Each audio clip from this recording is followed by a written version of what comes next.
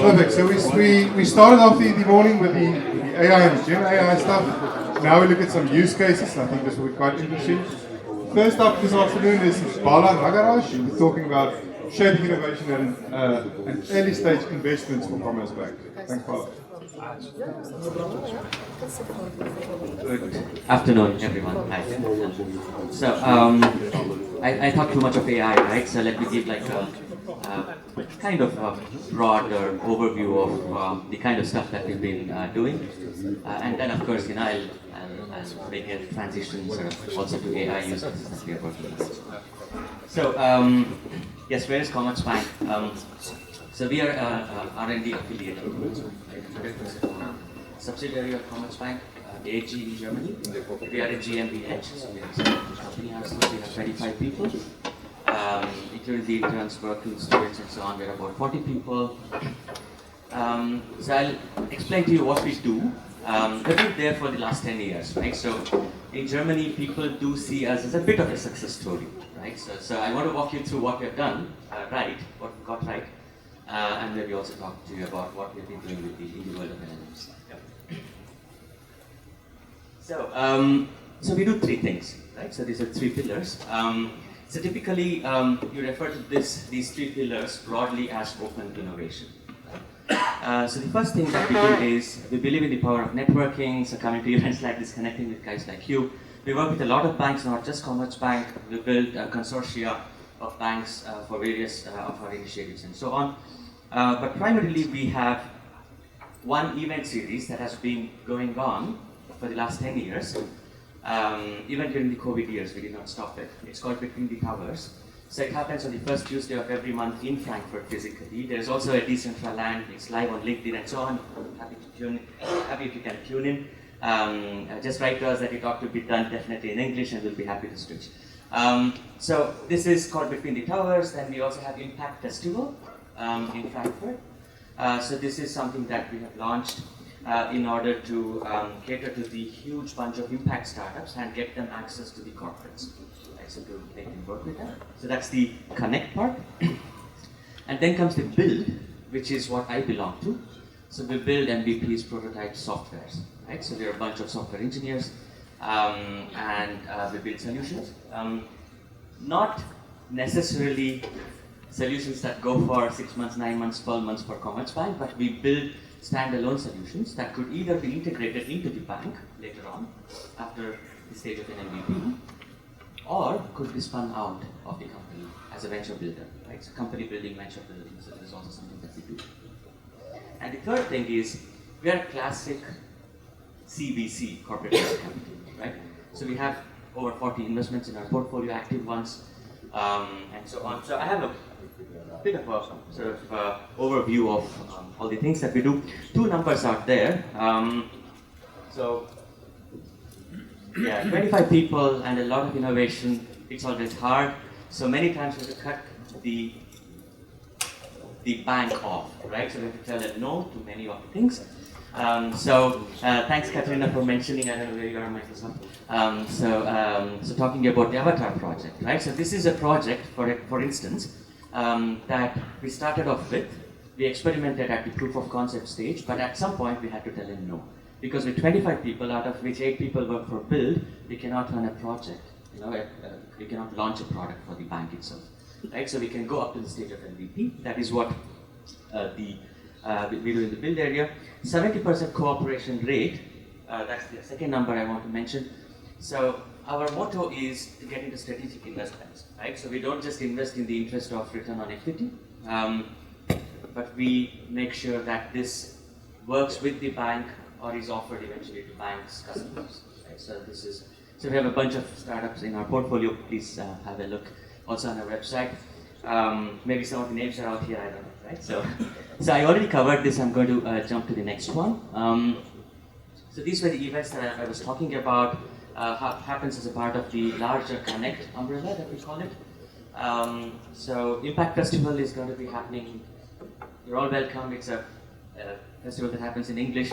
3,500 people attended the second Impact Festival that we recently did 5 months ago. This year it's going to be in September again. So happy to meet and greet you guys there if you happen to be in Frankfurt. So investment strategy, right? We do early stage investments. So we go, this we have been doing for the last 10 years, like I said. So 500K to 2 million is our sweet spot. This is the mandate that we have got from the bank. Anything beyond that, we have another of the bank's vehicles called Commerzbank. They look at that, right? So pre-seed to Series A, the region is Europe.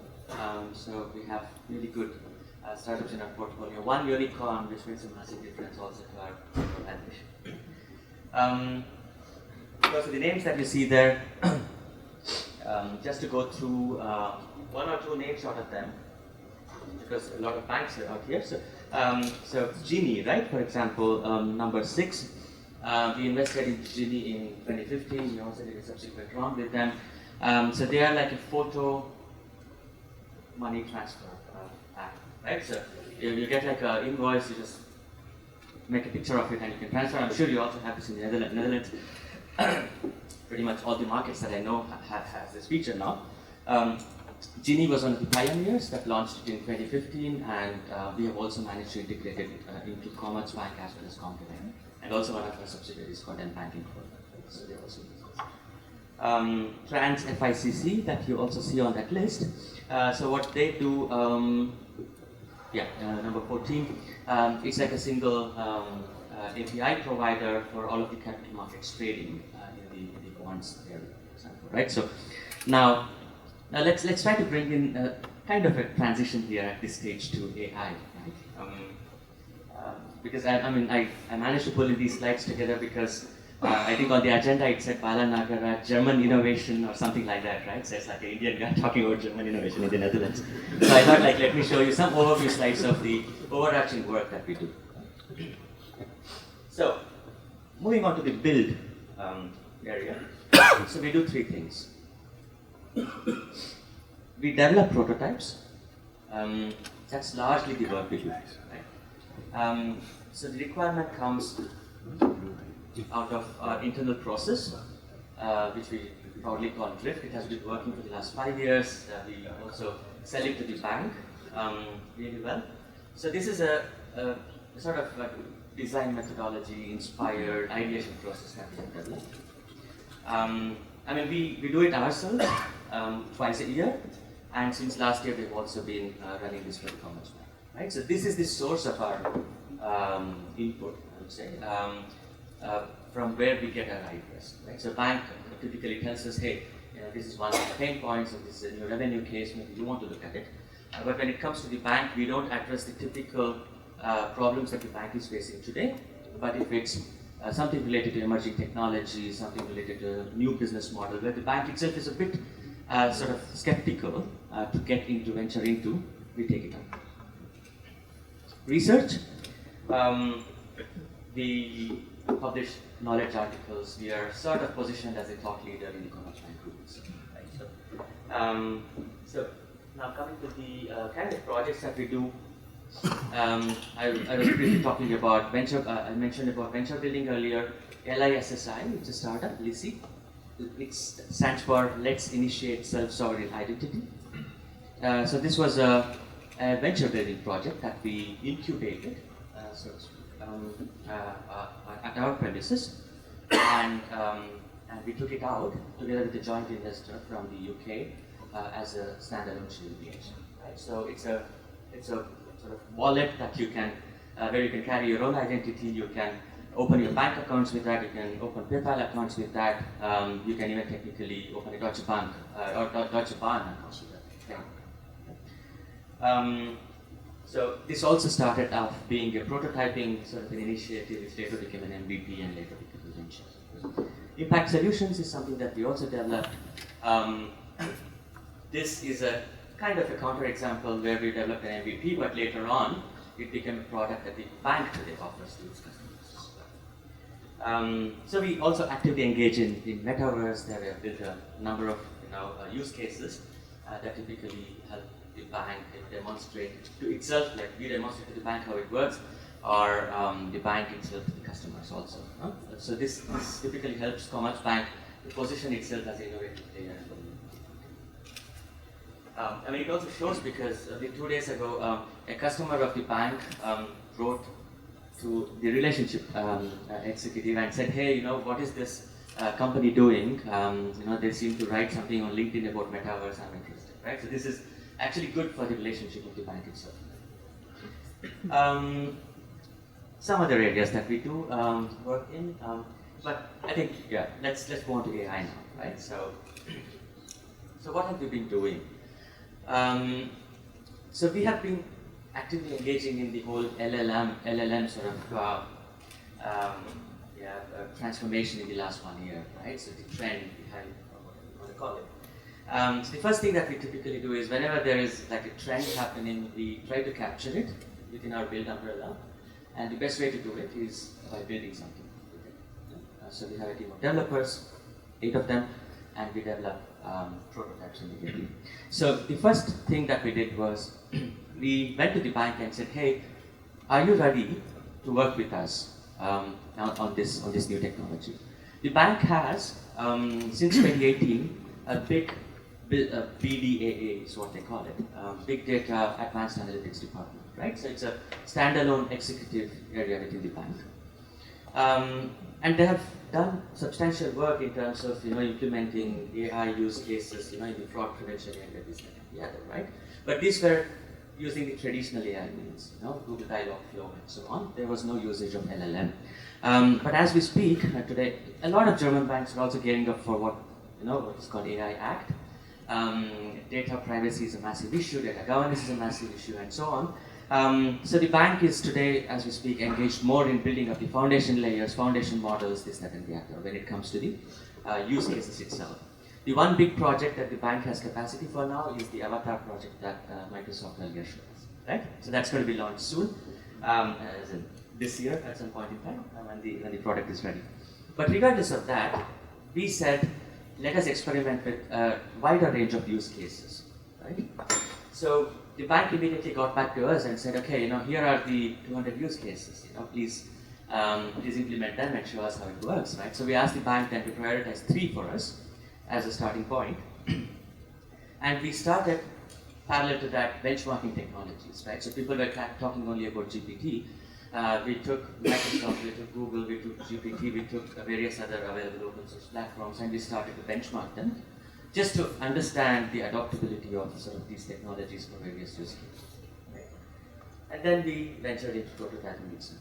So, and our prototyping scope is typically something that we do for 6 weeks. So this is a maximum time frame that we set to ourselves. And the reason for that is, you know, you can develop something reasonable and learn something reasonably out of 6 weeks of work. You know, we don't want to stretch and make it into a full-fledged project. So the proof of concepts that we have tested so far was before. We are working on a couple of others. I'm not going to reveal them yet. But this is before that I can talk about, right? So one is knowledge retrieval. So we saw from the gentleman earlier today, right? So the kind of use cases, you know, you ask questions, it gets you back the answers. So what we did was we took Confluence within the bank, the wiki pages, Confluence, Jira's, and everything that the bank has for about 4,000 of its products. We put them into a database. We tested it using LLMs. We asked the questions and we got back the answers. The reason was, it was a mess because the Confluence, I don't know, I'm sure you all are, it's a mess, right? Because you can create your own private instances of Confluence, and you don't know what is the master page, right? So this is the root cause of this problem, and we tried to find some sort of a solution for this. Then we looked at the customer chatbot example itself. Commerzbank already has a working bot. It's called Bene, B-E-N-E. If you log into the Commerzbank DE portal, you actually see this bot, right? Okay, I've lost a credit card. You can ask these sort of questions. So this was the example that I was talking about earlier in the Microsoft context, right? The Avatar context. So what we did there was we showed the bank how a GPT kind of a stack can be used, a model can be used to actually quicken the cycle of development. So we showed the bank that you can get about 60 to 70% kind of a quality in about 3 weeks because of the massive amounts of data that's out there and trained. We also experimented with code generation. So again, Copilot and so on, but we built it ourselves and we showed the bank. This is why you should use it. This is also our objective. And risk reports. This is something that the bank does on a quarterly basis. And any salesperson needs to prepare himself or herself for a sales meeting for that day, right? So the best thing to do is to get like a summary for the day. The bank has wealth of information, and we generate some sort of a summary based on the sector. For example, we pick sector as an area, and we say, okay, is that iron and steel industry that you're talking about, auto industry, which industry you're talking about, and it's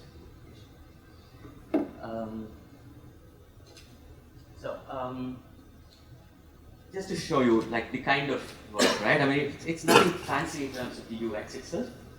So the first example that you will see here is the Confluence one. I cut down the audio on purpose because it's recorded by my developer. So what you basically do is, what we did was we picked up the Confluence, the 4,000 products that I was talking about, we uploaded and we started to ask it questions. We did not just do it with one technology, we didn't fixate on it. We experimented that with about 6 or 7 LLMs that are out there. And we looked at Llama 2 here, 70 billion parameters, right? So that's what we talked about. And something like Mistral, about 50 billion, 45 active parameters. So this is what we talked about. And as you see, right, you can assess the performance fairly quickly. So this is why the six-week time frame that we set ourselves. So this was one of the first use cases that we developed. So as you see here, I think the developer has made a longer video, but I don't have to go through all of it. So you just ask like a question which is also valid, like invalid question. Llama did actually give an answer, although it was irrelevant. But the other stack was intelligent enough, to understand that it was not a part of what was expected. And there is another question asked, I think, about something about observability, which is actually a valid question. So I think you get a valid answer as well. Right? So from both of them, so we assess. This is the way we went about benchmarking technologies. And what we write at the end of this is a report to the bank to say, hey, if you are going to ever implement this use case and manage to budget it, these are the things that we have to consider. So that was the first use case.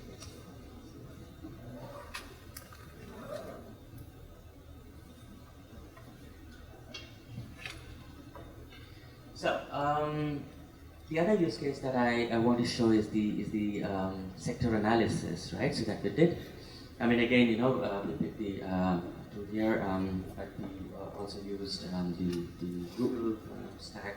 We checked out the Vertex just to look at the range of options that are out there. We're also pursuing the Microsoft guys to give us a free instance, so we can actually check their availabilities. Their LLMs as well. I'll move on actually to the findings now of what we have learned so far, right? So with the 4 POCs that we have.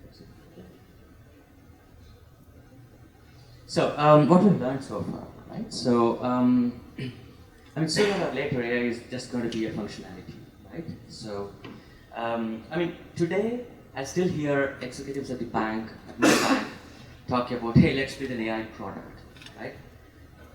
Sooner or later, this narrative is going to change, and I hope it changes, right? So it's going to become like a functional requirement, in my opinion, right?